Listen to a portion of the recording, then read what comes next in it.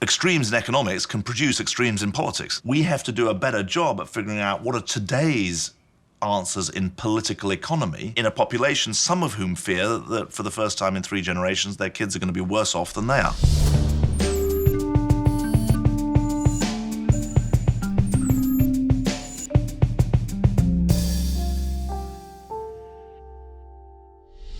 The country deserves so much better than this totally inadequate agreement. Do we opt for order, or do we choose chaos? It is clear that the House does not support this deal. Every day that passes without this issue being resolved means more uncertainty, more bitterness, and more rancour. Have you ever decided to end a relationship and then later had second thoughts? Don't lie to me. I know you have. But I'm actually talking about recent polling on the British exit from the European Union, also known as Brexit. That's a cute little name, isn't it? Brexit. Rolls off the tongue. Had it for breakfast this morning. Not the sort of name that suggests destabilizing effects for both the UK and the global economy. Not to mention the kind of dysfunction that makes American politics look totally sane in context. Brexit seems so much nicer than all of that. Hi, I'm Ian Bremmer, and today I'm going to explain what's going on across the pond. Then I'll sit down with former British Foreign Secretary and now President and CEO of the International Rescue Committee, David Miliband. And of course, I've got your puppet regime. But first, word from the folks who help us keep the lights on.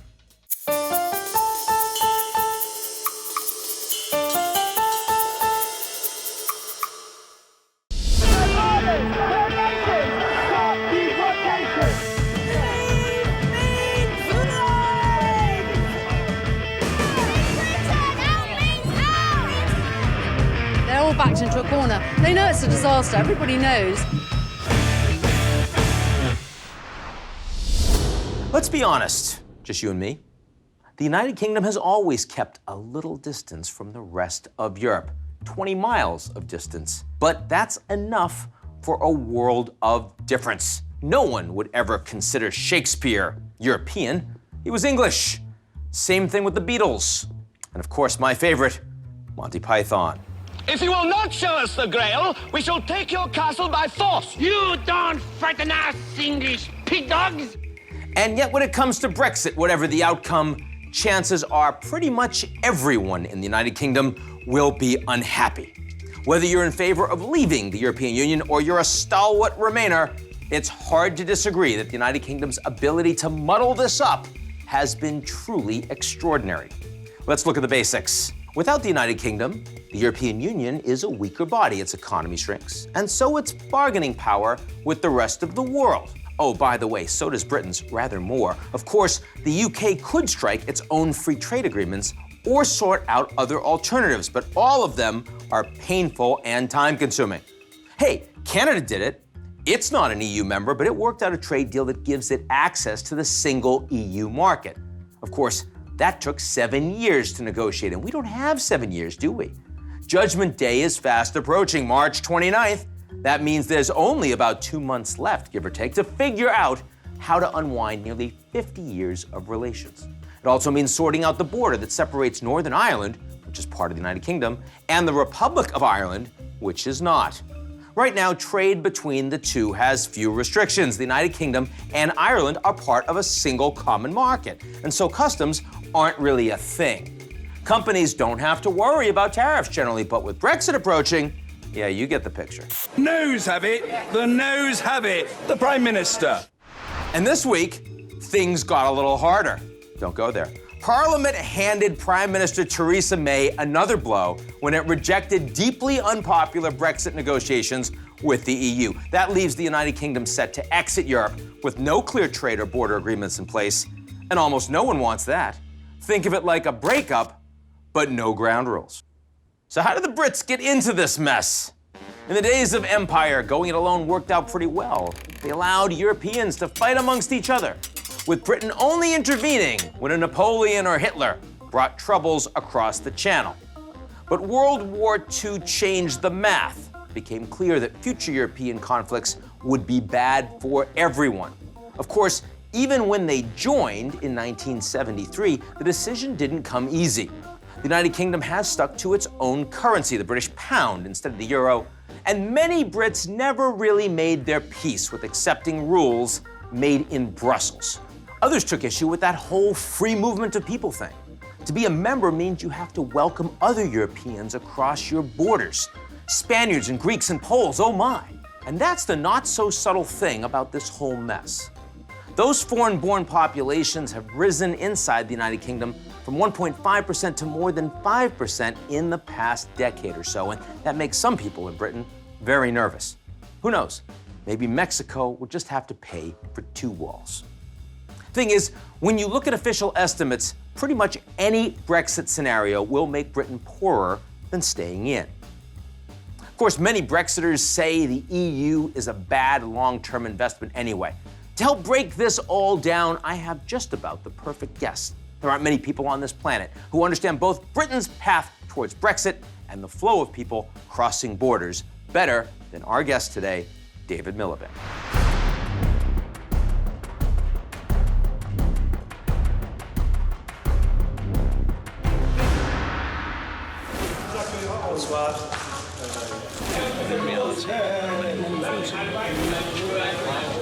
It's just Freetown.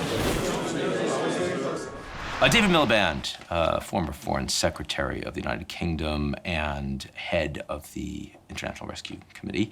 Great to be with you. Nice to be with you. Oh, you can shake hands. We can do that. That's loud. I'm happy to shake hands. A little bit. Get in there. Yeah. This is public television, so I'm not sure you're allowed to do that. You're allowed to. We can touch. Okay. We're men. It's okay. Let's start with Brexit. You say we need another vote. Why do we need another vote? Because the Brexit deal that was offered in 2016 is not on offer. The Brexit referendum was won with a promise of more money for the health service, promises of trade deals around the world. 40 would be signed within seconds of leaving the EU, according to Liam Fox, the head of the Trade Department, now the head of the Trade Department. And I think there's not just an economic case, but a political case for a vote to affirm whether or not people want to go ahead with the deal that has been negotiated, or whether they want to step back from the decision, in the same way that when you buy a house, you put in an offer, you then do a survey. When you do the survey, you have the right not to go ahead with the purchase if you find out that it's got subsidies. The things that are damaged, for example. And so I think that there is a democratic case for that. There's also an economic case, because I think the British people have learned and come to understand and come to see, really, over the last 2.5 years, that the integration of the UK with the rest of the European economy belies the facile statistic that was given that the fastest growing economies are outside Europe, ergo we should leave our association with Europe. Even on the trade matter, it's not just that half Britain's exports go to the rest of the EU. The EU has trade negotiations, trade agreements with 70 other countries that comprise another 15% of Britain's global trade. So I think there's an economic case and a political case. Now, define for me, I mean, if we were to have another referendum, it says what? Tell me what the language on that piece of paper is that the Brits are going to go and vote for. Well, there's language that I could suggest. Do you support the Prime Minister's deal for withdrawal from the European Union, or do you want to stay in the European Union on the current terms? But I want to make a different point. One of the lessons of referendums around the world, for example, in Ireland, which has had 2 referendums in the last 3 or 4 years, Ireland has had 2 referendums that have shown the way to have a referendum that doesn't leave the country split asunder on core issues, abortion, gay rights, issues that go to the core of the identity of the country. Because of the way citizens were involved in drawing up the question, debating the answer, coming to a conclusion, the losers in those referendum debates didn't feel that they'd been betrayed. There was a sense of legitimacy. Now, what you have with the cavalier way that the referendum was run in 2016, 3 months after a shotgun referendum straight after David Cameron finished his negotiations, means that no one's happy. Neither the Brexiteers nor the Remainers are happy 2.5 years further forward, and that's why people talk about a constitutional crisis as well as a political crisis in the UK. So, do you think that there can be political agreement on what a referendum would be. Yes, of course, there could be. If Parliament decides it wants to go down a referendum route, a so-called people's vote route, then of course it could do. I'm not saying that's the only outcome. You've got a situation now of what I've called a game of four-way chicken, where different groups are arguing either for the deal the Prime Minister has negotiated, for no deal. Some argue that we should leave with no deal at all. Others are arguing that there is a so-called Norway deal, which is a softer version of Brexit, closer adherence to European rules, or there's people like me arguing for a further referendum. Now, the danger, obviously, is that the clock ticks towards March the 29th, which is the Brexit day. And for an American audience, I think there's a broader question here. Britain was the country where populism first struck gold. It struck gold in the referendum of 2016 before the election of President Trump. I'd prefer to call it nationalism or nativism that has struck. And so there is a global significance, as well as a European and British significance, to the trauma that Britain is going through. Because the truth about the Brexit referendum is that those who argued for Britain to leave the European Union articulated anger about the state of the country, but had no answers for the state of the country. And that is the story that we're seeing in other countries around the world, an articulation of anger, a surfing of the wave of anger. But as you're seeing in the US, a government elected on a wave of anger, but without answers, is not able to address the root causes of the problems that it has identified. Now, and that's certainly the case in the UK at the moment. You've talked a lot about the political process inside the United Kingdom. You haven't talked so much about the functionality of Europe itself.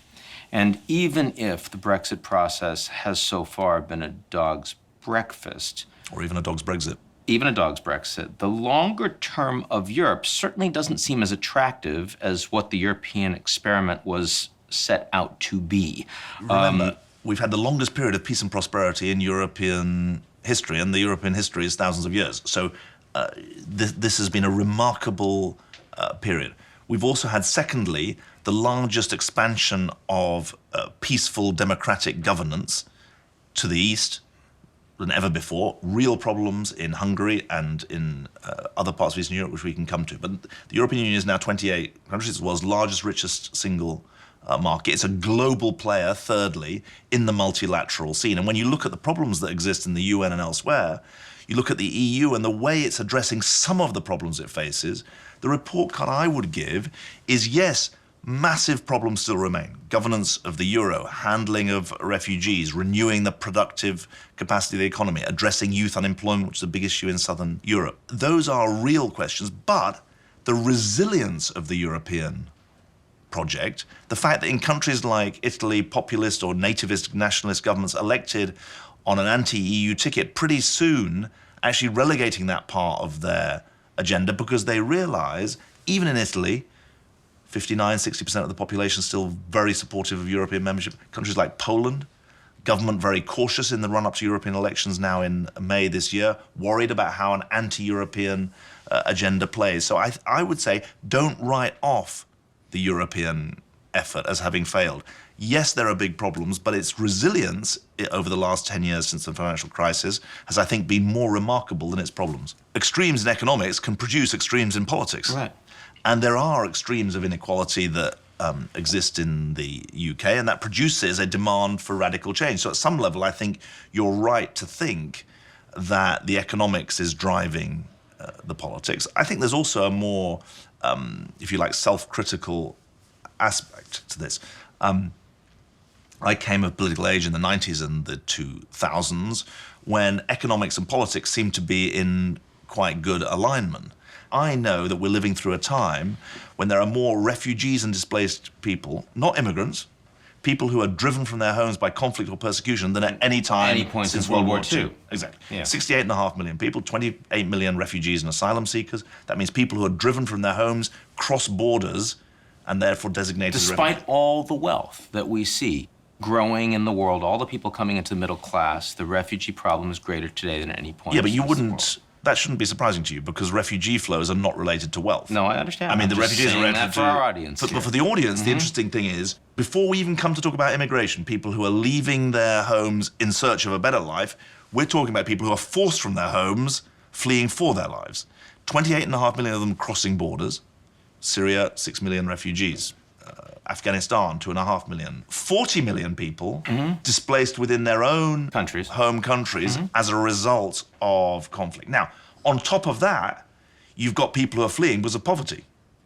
And that remain moving, who are on the move as a result of poverty or insecurity. They wouldn't qualify as asylum seekers or as refugees, but they are part of an immigration debate around the world. One of the lessons that I think is very important is that we understand that there's a different set of issues at play in an immigration debate than in a refugee debate. Just one example, in a debate about immigration, the needs of the host country are the starting point. In the debate about refugees, the needs of the individuals come first. So that's why I was precisely going to ask you that, which is that you have now been in a position where you have worn both hats. Worn both hats, yeah. Yes, you've worn both hats, and I'm wondering how that makes you think, before we talk about the refugee hat, how that makes you think about the United Kingdom and the needs of the British nation, the British people, in response to their changing views on immigration. I think there's a very simple point to make. You have to manage the flow of people in the same way that you have to manage the flow of capital or manage the flow of goods. You have to regulate the market, otherwise it overshoots.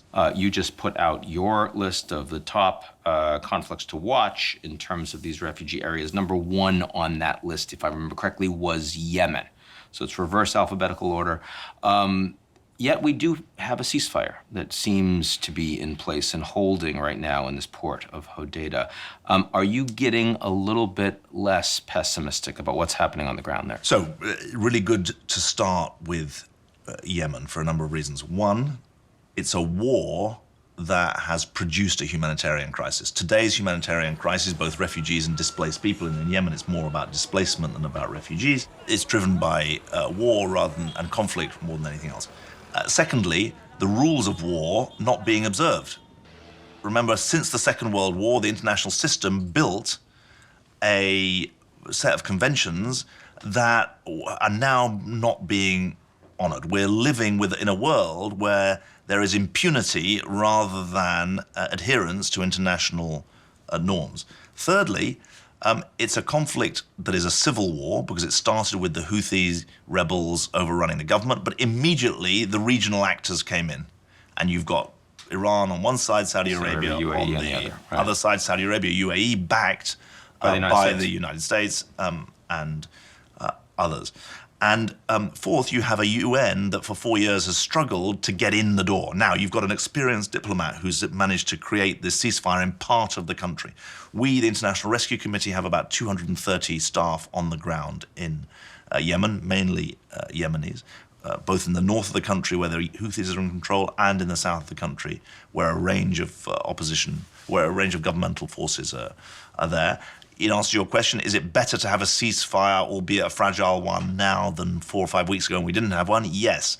Does that make you optimistic? Not yet, because it's not yet a plan for peace. And I think it's really important that there have been some recent reports in the last couple of days of renewed fighting, renewed reinforcements, breaches of the ceasefire and reinforcements on both sides. And so I think it's far too early to say that Yemen is it's still in the to-do box rather than the done box. Is humanitarian aid starting to actually flow into the people? On a very limited basis. I mean, what people need to understand is the port of Hodeidah that you rightly mentioned as the focus of the ceasefire, 80% of humanitarian and commercial goods comes through that port. Right. And so it's been under an absolute chokehold. There's still a very, very tight chokehold. We're running malnutrition clinics across Yemen. The UN is still warning that 14 million people are facing malnutrition in a population of 25 million. So it's a desperate situation. And for the first time in the last month, really, probably you'd say since the murder of the Washington Post journalist Jamal Khashoggi, finally there's been some interest in the global media in the Yemen crisis, because obviously it's been going on for 4 years and it's been very hard to get anyone interested in it at all. Has it produced a change? Well, there has been some change in that the Saudi-led coalition did let Houthi soldiers out for medical treatment. They did turn up the Houthis did turn up at the ceasefire diplomatic talks. Yes. We're not yet into fully fledged peace talks. In the end, if people think they're not going to get education for their kids, they're going to move on. And that's how you ended up with a European refugee crisis in 2015. So my call is to say, get serious about the conflicts that are happening and stop the culture of impunity that allows 43 children in northeastern Yemen to be bombed by the Saudi-led coalition with US support. Secondly, get serious about support for the refugee hosting states and take responsibility. Don't run away from the UN Refugee Compact. States should be saying, yes, we'll play our role in refugee resettlement for those who are most vulnerable. And I always used to put this back, the numbers back into the frame for my own former constituency in the northeast of England. And people say to me, well, should Britain take more refugees? And I say, well, at the moment, South Shields, which is my constituency, is taking 6 refugees a year, every parliamentary constituency on average. No one is going to tell me that 12 refugees are going to overwhelm the town of South Shields. You're not going to persuade me that 20 refugees are going to overwhelm the town of South Shields. In the UK parliamentary constituency, it's 65,000 people, just for reference. And so I think put at that level, you can see... But you said before, you said precisely that the places where you have the greatest opposition, the fear, are precisely the places that aren't diverse. So how do you the places that have the greatest them? opposition are those with the fastest change. Yes. And frankly... 6 to 12 is not a fast change. Correct. Got it. Very good. David Miliband. Good Thank you very much. My pleasure. My name's David, and my question is whether the Israeli-Palestinian conflict is a problem without a solution. David, it is a problem without a solution for the Palestinians. Many Israelis think that the non-solution of Israel-Palestine is working out just fine for them. They've got walls. They even have sensors under the border to stop tunneling. They have an iron dome that stops missiles from coming in. They can shoot them down, and they have surveillance all over the Palestinian territories. It's one of the reasons why Netanyahu, despite all of his problems right now with legal issues, is probably going to be able to win yet another election, because the average Israeli says this is the guy that allows us to stop worrying about the Palestinians. It is not a solution for the Palestinians living in the West Bank and Gaza with crippling poverty, horrible education, and very few opportunities for the future. My name's Lane, and my question is, are Donald Trump and Kim Jong-un still best friends? Lane, I wouldn't call them best friends. You said, are they still best friends? Were they best friends before? Are you telling me they were best friends? Because I don't think they were best friends. You know what we're saying? I think they weren't best friends. I think that Trump saw an opportunity in meeting with Kim Jong-un when no other president had met with the North Korean supreme leader and said, hey, look at this. It's historic. We're not going to move towards denuclearization, but there is going to be another summit, and the North Koreans still aren't testing nukes or ballistic missiles. It's not exactly a win, but it's more progress than we've seen under other presidents, and Trump still gets to say he's the guy that gets to hang out with Kim Jong-un, and hey, maybe we'll get him to come to Mar-a-Lago and a little Disneyland, and I know you guys want to see that video.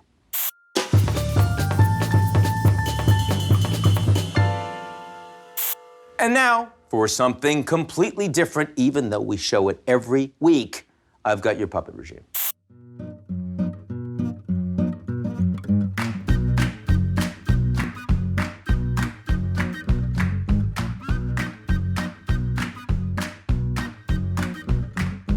A is for the great, great anger that everyone's talking about. B's a beautiful border wall to keep the brown kids out. C is for the Chinese, breaking all the rules. D, boss is gonna defund all of your little schools. E is for the experts who predicted that I'd lose. F I'd put right next to you, but let's just call it fake news. G is great, H is healthcare, which I swear we're gonna get rid of. But in the end, what's the only letter that I never get sick of? It's I, the greatest you'll ever see. I, a letter invented by me. I, the point of ABC. What other letters do you really need? I. Estoy hablando español. No, my friend, nice try. I'm just saying I.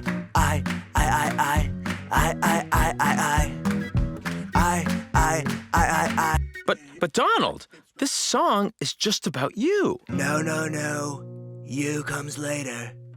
Don't you be such a hater. This is the ABC of me.